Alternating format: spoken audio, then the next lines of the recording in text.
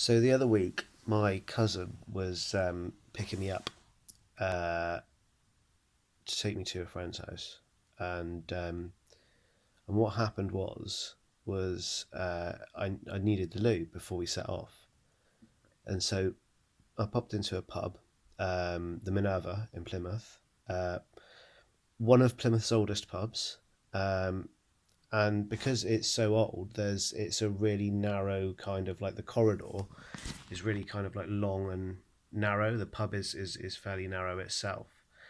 And then what happened was that so to try and explain, you go into the pub which is thin, and then there's a snug around the back, um, and then from the snug there's a really this the corridor. So to explain it, you couldn't if there was it's easy enough to walk down with some space, but if there was two people walking down it, there wouldn't be any room between you.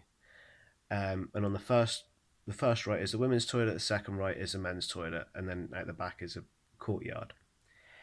Anyway, the landlady's come in from the courtyard with her dog, and the dog has run down the corridor right towards me, and then both paws forward, jetted up, right, through itself, right, at me, and both paws hit the bullseye, square go, 10 out of 10, bullseye, right in the mummy and daddy area.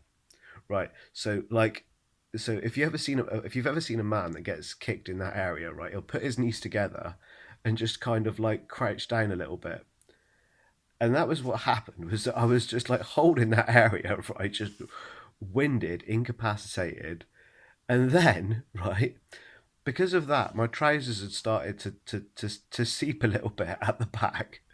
So bear in mind, right, I'm incapacitated, the pain is unbearable, right? And the dog has then gone behind me and put its claws up, got them into my belt, and pantsed me in front of everybody. It was like, it was honestly, it was one of the most hilarious things that had ever happened. I guess you kind of like, you have, if you don't find it funny, you really did have to be there. But it was, but I made it to the toilet, and then when I came back out,